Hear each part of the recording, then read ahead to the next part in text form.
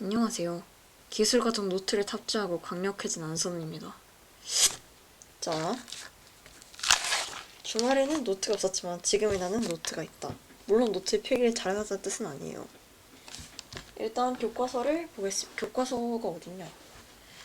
교과서가 네, 있어요.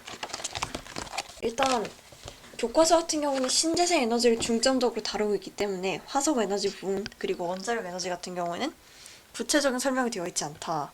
그러나 우리는 무엇을 받았다? 네, 프린트를 받았습니다. 때문에 프린트 내용까지 시험범위 들어가고 화석 에너지 원자력까지 공부를 해줘야 되는 그런 부분이다 라고 할 수가 있겠고요. 그래서 화석 에너지 종류는 일단 석유, 석탄, 그리고 천연가스가 있겠습니다.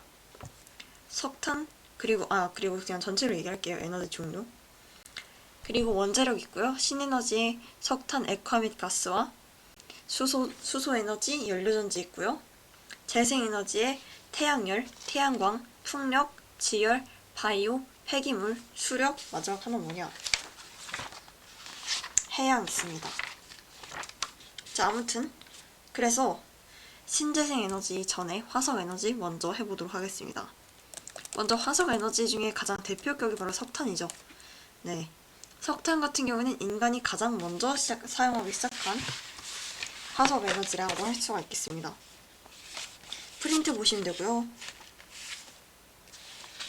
자, 석탄 같은 경우는 일단 암석에 해당합니다. 기본적으로 분류가 암석이에요. 땅에서 채취, 암석, 불의 잘탐, 인류가 최초로 이용한 화석 에너지. 화석 에너지라는 말처럼 석탄의 생성 과정도 옛날 옛적에 살던 식물들이 석탄이 된 겁니다. 아무튼 석탄은 대부분 검은색인 만큼 대부분이 탄소로 이루어져 있다. 그러면 다른 에너지와 대비했을 때 석탄의 장점은? 네, 일단 매장량이 많고 정제하는 과정이 어렵지 않아요. 인류가 처음부터 쓴 건 다 이유가 있습니다. 장점, 가공 간단, 매장량 많음.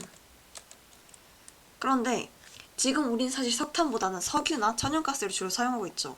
석탄을 안 쓰는 건 다 이유가 있습니다. 바로 되게 큰 단점이 있어요. 일단 공해가 매우 많이 발생합니다. 공해 뿐만 아니라 수송하고 취급하기가 어려워요. 이거는 고체이기 때문인데, 자, 액체는 관에 붙기만 하면 지 혼자 가죠. 기체는 더더욱 지 혼자 잘 가죠. 그러니까 송유관이나 관을 통해서 쉽게 이동할 수 있고, 그리고 액체니까 원하는 용기에 담았을 때 효율도 높죠. 그런데 석탄 같은 경우는 고체라서 직접 수송수단이 필요하다. 운송 과정에서 그런 문제점이 있는 거죠. 그리고 공해가 심한 나라들의 특징이 발전이나 난방에 석탄을 직접적으로 사용한다는 특성이 있어요. 네, 따라서 석탄은 이렇게 문제점과 장점이 둘 다 있는 그런 에너지다. 그럼 석탄의 종류가 뭐가 있느냐? 석탄의 종류는 사실 석유가 그렇듯이 굉장히 다양하게 나눠지지만 실질적으로 사용하는 것은 무연탄과 유연탄, 즉 역천탄이 있습니다. 무연탄은 이름 그대로 연기가 나지 않아요. 그런데 불이 붙는데 오랜 시간이 걸리기 때문에 연탄으로 주로 사용됩니다. 그리고 유연탄은 있을 유자니까 연기가 있어요. 불 빠르게 붙어요. 따라서 유연탄 같은 경우에 현재 화력발전소, 제철소 등에서 사용되고 있습니다.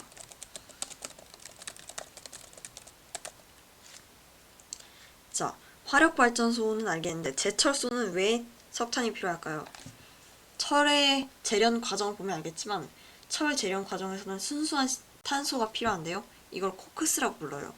이 코크스가 석탄입니다. 그래서 무연탄 같은 경우는 전체의 1%가량, 이 중에 유연탄이 50% 이상, 나머지 20%는 갈탄인데요. 갈탄은 발전용으로만 씁니다. 그런데 우리나라는 무연탄 매장량이 많고 어차피 탄광이 메인도 아니에요. 우리나라는 무연탄이 많다. 그 다음에 석탄 얘기는 다 했고요. 참고로 여기서 말하는 석탄의 단점, 공해 문제, 이걸 해결하기 위해서 나중에 석탄 액화 및 가스와 이 기술이 장점을 갖게 되죠. 다음 석유입니다. 석유는 액체죠.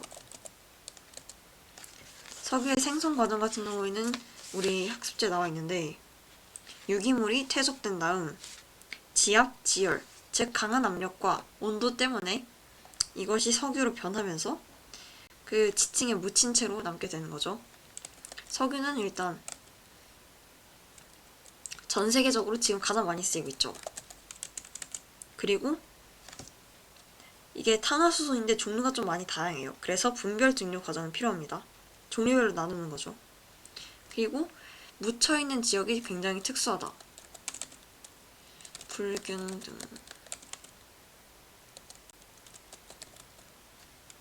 배분이라 할 때 이상하다. 매장, 위치, 매장 위치 불균일.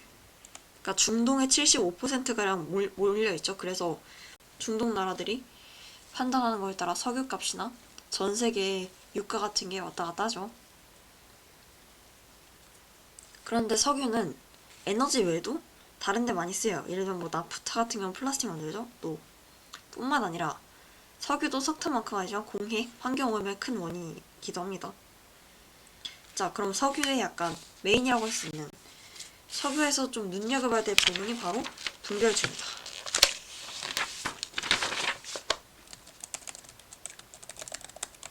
탄화수소는 문자 그대로 C랑 H로 구성된 걸 말하는데, 가장 대표적으로 생각나는 게 CH 하면 메탄 생각나죠. CH4. 또 이외에도 약간 우리가 아는 라인에서는 프로페인, 뷰테인, C4H10, C3H8 등등등등등. 아무튼 많은. 그래서 얘네를 종류별로 나눠줘야 우리가 쓸 수 있는데 어떻게 나누냐? 바로 분별 증류입니다.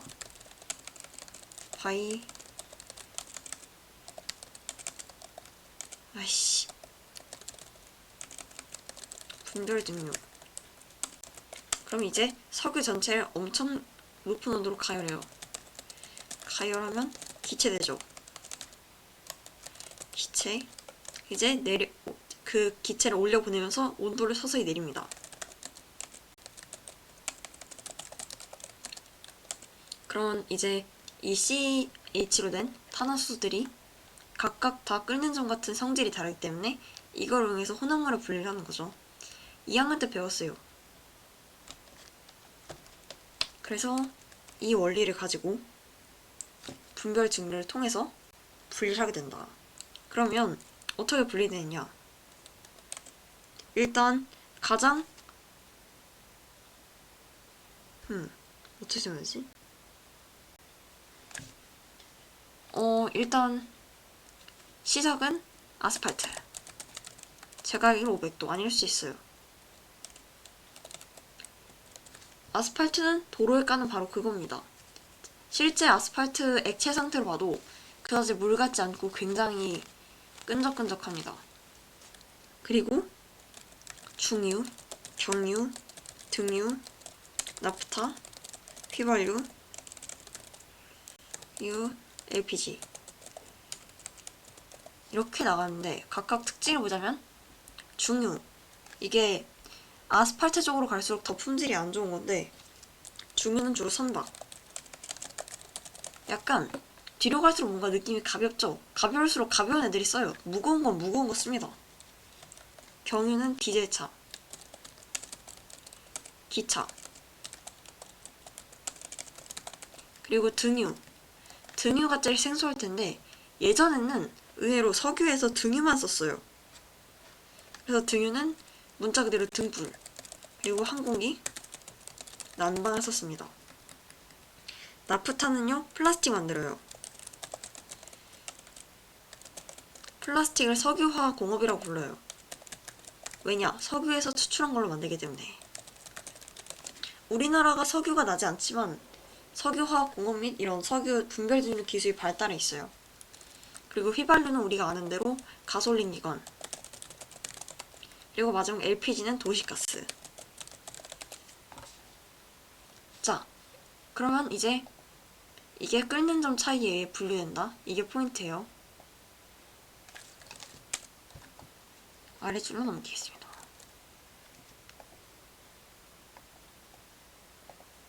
자, 그럼 석유는 이렇게 분별 증류된다. 저는 이거를 어쩌다 보니 알고 있는데 아마 구체적으로 이렇게 막 어느 온도대에서 분리된다까지는 몰라도 돼요. 순서가 중요하지 않을까 싶습니다. 자, 아무튼 석유는 이렇게 정리됐다. 그리고 나서 천연가스죠. 천연가스 경우 이름처럼 기체입니다. LNG라고 하는데 우리가 쓸 때 L, 리퀴드, 액화되어 있는 상태로 저장되고 N, 내추럴, G, 가스입니다. 아무튼 천연가스는 보통 석유가 묻혀있는데 같이 묻혀있어요. 그러니까 땅속 매장, 불에 잘 타는 기체. 그러니까 지하에선 사실 천연가스도 액체예요. 근데 지상은 지하보다 압력이 훨씬 낮죠. 그러니까 이 압력차 때문에 지상에서는 액체인 경우가 많다. 기체인 경우가 많다. 천연가스는 그나마 상대적으로 이 공해, 천연가스는 공해가 덜 발생해요. 거의 없어요. 근데 이유가 뭐냐? 라고 말할 수가 있는데 일단은 천연가스가 완벽하게 친환경적이다 라고 하면은 사실은 그건 아니다. 왜냐? 그나마 적게 나오는 거죠. 미세먼지라던가 이런 성분들이 석탄에 비해서는 확실히 적게 나온다. 그 다음에 천연가스 기체 상태. 그 다음에 이걸 운송할 때는 기체로 보내는 건 너무 비효율적이에요. 왜냐? 기체는 밀도차. 액체에서 기체되는 게 1700도 밀도 차이가 납니다. 그래서 이거 운송시킬 때는 고온고압, 액화. 그 다음에 액화 상태에서 액체니까 이거를 운반하거나 보관할 수 있다. 운반, 보관. 그래서 배관을 통해서 가전에 공급되고 도시가스로 사용이 된다. 또 발전소에 사용하게 돼요. 이렇게 천연가스가 있는데 천연가스 같은 경우에는 러시아에 많은 걸로 유명하죠. 그래서 유럽이랑 러시아 천연가스 관련해서 또 에너지 자원에 대한 그런 관계 때문에 다양한 게 얽혀있고 하죠. 아무튼 천연가스는 LPG랑 비교가 많이 되는데 LPG와 LNG의 근본적인 차이는 이제 애초에 LPG는 석유 정제 과정에서 생기는 거니까요. 그 다음에 LNG가 LPG보다 폭발 위험성이 적어요. 또 운송하기도 쉽고요. 이 LNG 같은 경우는 기본적으로 메테인이다. 그리고 LPG는 뷰테인이랑 프로페인이 섞여있다. 뷰테인, 프로페인이 제가 알기로 각각 끓는 점이 영하 46도? 영하 0도였나 2도였나 한 그 정도인 걸로 알고 있어요. 아닐 수도 있고. 그래서 이제 LPG 같은 경우는 겨울이랑 여름에 함량이 달라요. 왜냐? 폭발 위험. 사실 성능 생각한 거랑 안전 생각한 거랑 이게 겨울 같은 경우에는 이제 액화돼 버리면 이제 사용하기 어렵기 때문에 아니 왜 이렇게 나 말투가 기가쌤이랑 동기화가 되냐? 이제 이런 거 그만해야 되는데. 예, 아무튼 그리고 지금 에너지 종류가 15개가 있는데 벌써 목이 아프죠? 개망했죠? 네, 그다음 원자력 넘어가겠습니다. 원자력 에너지 같은 경우에는 다른 애들이랑 조금 결이 다르다. 왜냐? 원자력은 이제 원자핵이 분열한 힘을 이용하는 것. 원자핵 분열. 또 융합도 있긴 해요.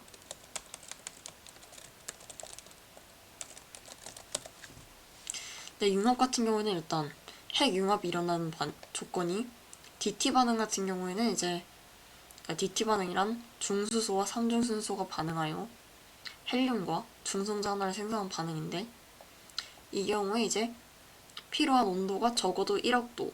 1억 도를 현실적으로 만들 바에는 애초에 이건 발전이 아니죠, 그러면. 에너지 소비지. 그러니까 원자력 발전은 대부분 원자핵 분열. 불안정한 원소에 중성자를 쏘여서 연쇄적으로 충돌시키면서 일어나는 것이다. 그러면 원자력 에너지. 장단점이 굉장히 확실하죠. 장점. 에너지 밀도 높음. 에너지 밀도라는 게 특정 면적에서 생성할 수 있는 에너지 양이 많고 효율이 높은 거죠, 한마디로.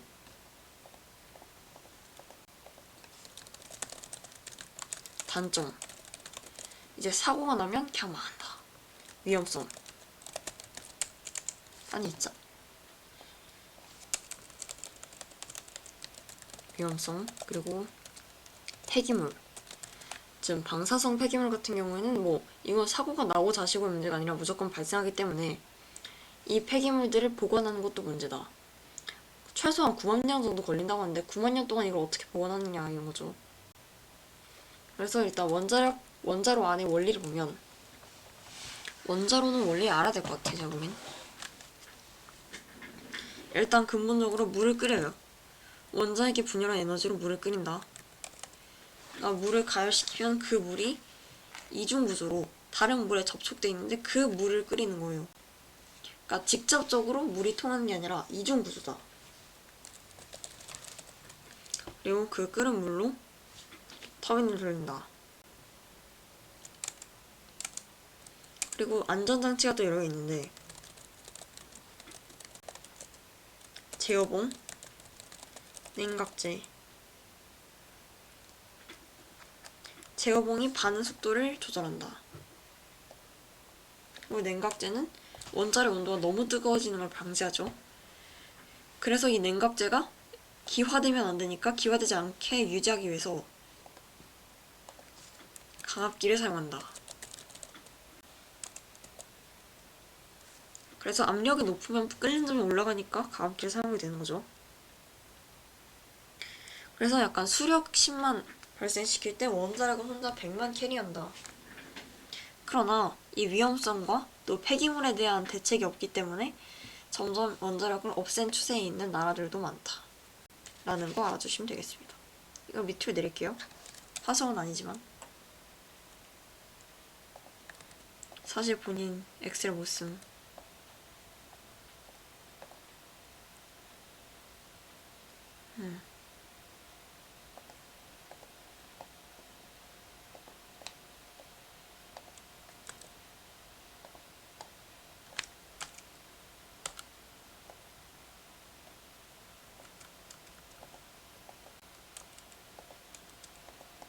아무튼 그래서 신에너지로 넘어가겠습니다.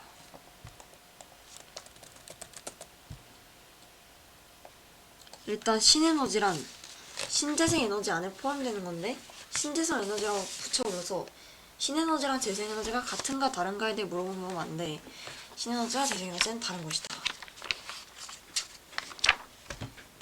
그래서 이 신에너지는 기존 화석연료를 바꾸거나 또 수소, 산소 등 이런 걸 반응시켜서 전기를 이용하거나 이런 것들을 말한다. 교과서엔 석탄 액화미 가스와 수소에너지, 연료전지 이렇게 나눠져 있죠. 석탄 액화 및 가스와 신에너지 중에 제일 쉽습니다. 이게 신에너지가 전체로 약간 과학인 느낌이 너무 세요. 제가 보니까. 그러니까 뭔 소리냐면 딱 그 하이탑 물리 같은 나가요. 신에너지가 완벽하게. 예, 왜 이러는지 모르겠어. 그래서 석탄 액화 및 가스와 가겠습니다. 일단 석탄은 일단 고체죠. 근데 이걸 액체나 기체로 바꾼다. 왜 바꿀까? 석탄의 문제점 해결을 위해서죠. 석탄의 공해 문제를 해결할 수 있다. 그럼 이 과정이 어떻게 될까? 장점, 공해 문제 해결. 단점도 미리 쓸게요. 단점은 천연가스에 비해 효율이 안 나와요. 그래서 이 액화미 가스와의 원리, 과정을 살펴보자. 석탄, 이 안에 C가 많겠죠? 물, H랑 O 있죠? 산소. 그리고 이걸 가열해요. 그러면 수소와 이산화탄소가 생겨요. 일산화탄소구나. 그 다음에 여기서 불순물 제거입니다. 여기까지가 일종의 1차 과정이다. 그럼 이걸 이용한 방법이 세 가지가 있는데, 첫 번째는 수소를 분리해요. 그리고 이걸 수소 에너지로 사용하는데, 이런 식으로 수소를 얻는 경우, 즉 화석 연료와 관련돼서 얻는 수소는 그레이 수소에 해당하죠. 그리고 두 번째로 석유로 바꿀 수 있어요. 이게 근본적으로. 아니, 석유랑 근본적으로 생성 과정부터 다른데 이게 어떻게 말이 되냐라고 생각할 수 있겠지만, 결국 유기물이라는 건 구성 성분이 거기서 거기이기 때문에 석탄이나 석유나 석탄 액화물 가스화한 이후로는 이제 그대로 석유 장비에 넣어 사용할 수 있다. 그러니까 새로운 시설을 지을 필요가 없는 거죠. 석유를 변화시킨 경우에는 석탄가스를 촉매랑 넣어서 탄화수로 바꿔요. 그럼 이제 이걸 분별 증류해요. 석유랑 똑같죠? 그리고 세 번째, 직접 연소. 그러니까 이거를 아예 연료로 보고 이걸 직접 태우는 거예요. 그러면 연료가스를 연소가스로 1차, 그 다음에 이 열이 발생하니까 연료 수증기를 돌려서 다시 터빈, 이게 2차인 거죠. 그러니까 두 번 발전하게 된다 라는 게 특징. 이게 우리나라에 하나 있어요. 근데 전 세계에서 7번째예요. 이게 효율이 개쩔었다면 다 같이 짓고 있겠지만 안 지어요. 왜 안 지을까? 왜냐? 도용률이 낮은 이유가 경제성. 천연가스가 있는데 굳이 이걸 왜 쓰겠냐 이런 거죠. 그래서 천연가스가 다 고갈되면 그때 유용하게 이용이 될 것이다 라고 사료가 되는 부분이고, 그 다음 수소에너지입니다.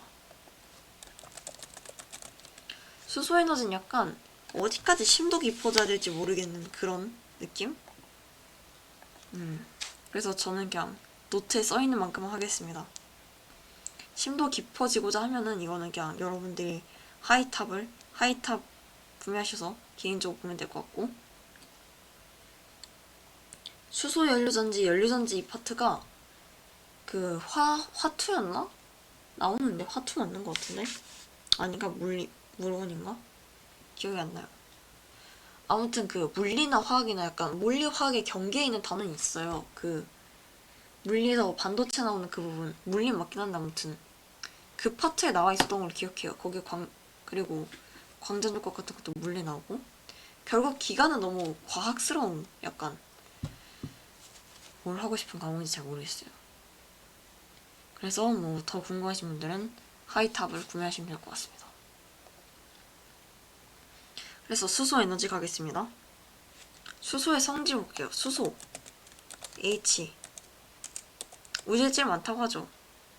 특징, 얘가 현존하는 모든 원소 중에 제일 단순해요. 생김새와 구성이. 우주에 제일 많은 이유도 그거예요. 모든 원소는 결국 얘네가 수소가 반응해서 만들어진 거예요. 핵융합을 통해서. 그렇기 때문에 수소가 많다.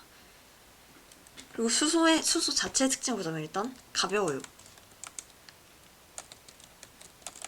가볍고, 그러니까 수소는 이게 상대적 질량이 작잖아요. 그 과학 풀다 보면 나올 텐데 수소의 상대적 질량은 산소가 16일 대 1이에요. 그렇기 때문에 가볍다. 그래서 비행선 같은 데 넣죠. 그리고 불타고, 불에 잘 타요. 폭발하죠. 가연성. 그래서 수소를 가스 연료로 사용하기도 해요. 미래에는. 그럴 예정이 있다. 그리고 불타면서 높은 열량, 고열을 발생시킨다. 그리고 인피니트, 무한하다.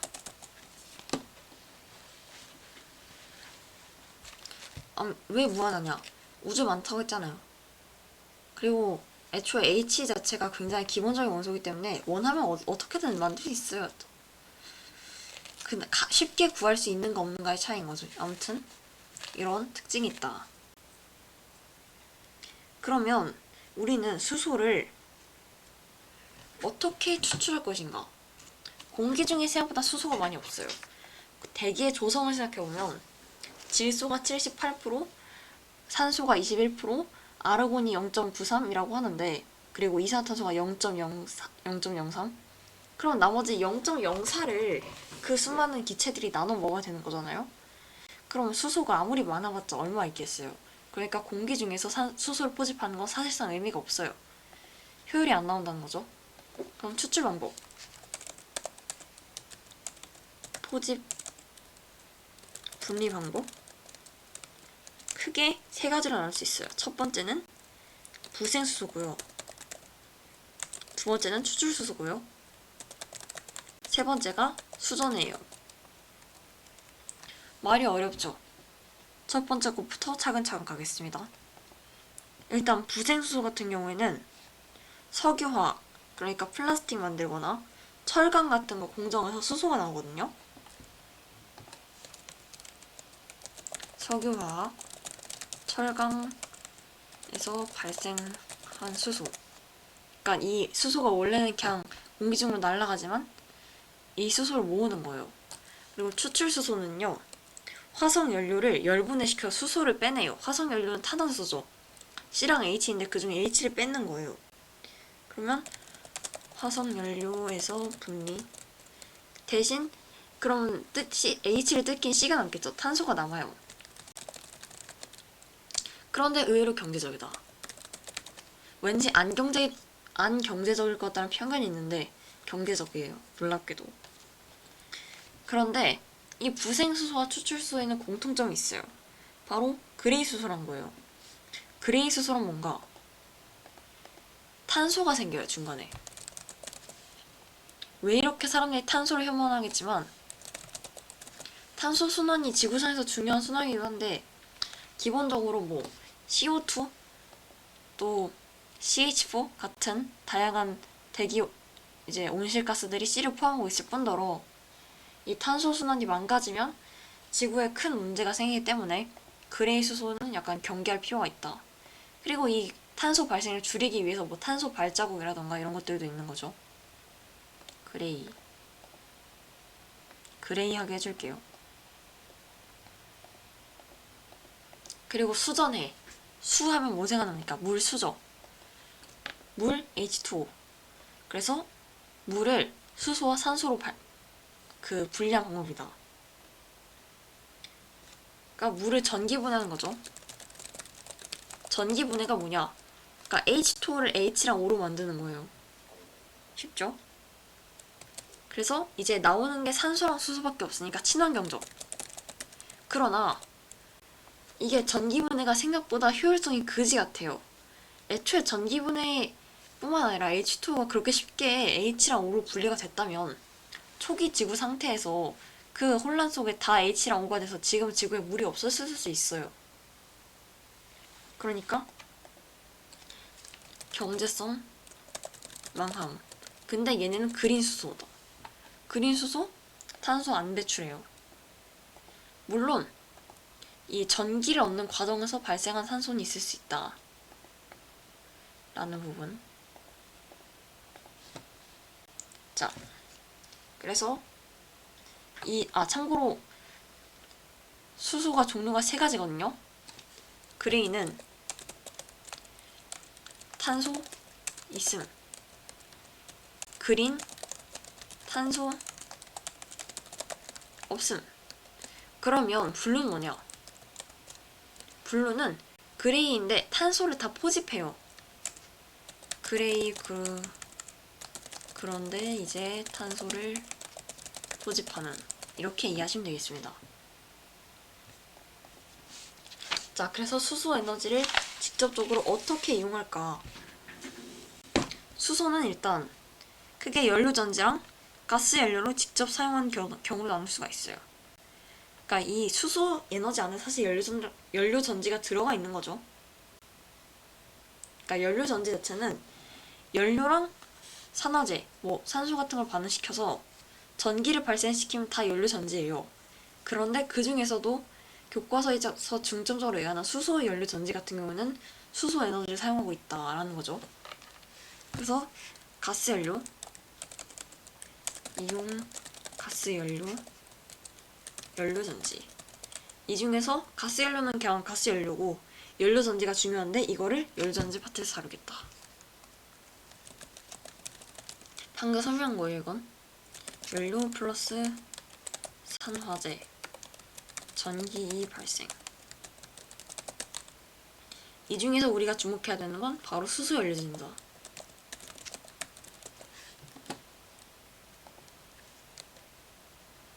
수소 연료전지는 수소 에너지를 이용합니다, 한마디로. 자, 그러면 이 연료전지의 원리는 무엇인가? 이거부터 완전 과학인데, 그러니까 전지가 화학전지라는 게 플러스 극이랑 마이너스 극을 물질에 꽂아 놓는 거거든요. 그리고 수소 연료전지 같은 경우에는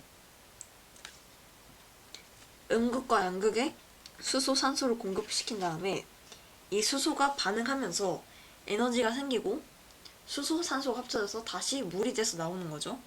그러니까 배출 상태가 물인 거다. 연료전지는 말로 쓰기 너무 어려워서 그냥 이미지를 가져올게요. 수소 연료전지. 근데 저는 수소 연료전지를 고등 개념을 사용하지 않고 설명할 자신이 없거든요. 그래서 그나마 쉬워 보이는 걸 복사해서 가져오겠습니다. 네, 방금 구글에서 쳐서 두 번째 뜨는 거 가져왔어요. 라고 합니다. 자, 설명이 필요한가? 네, 필요할 것 같아요. 일단 수소를 집어넣어요. 그럼 이 수소는 그 원자핵 구조할 때 보면 알겠지만 중간에 원자핵이 있고 그 주변에 드는 전자가 있죠. 그런데 전류라는 거는 전자의 흐름이잖아요. 그러니까 전자를 빼내는 거죠.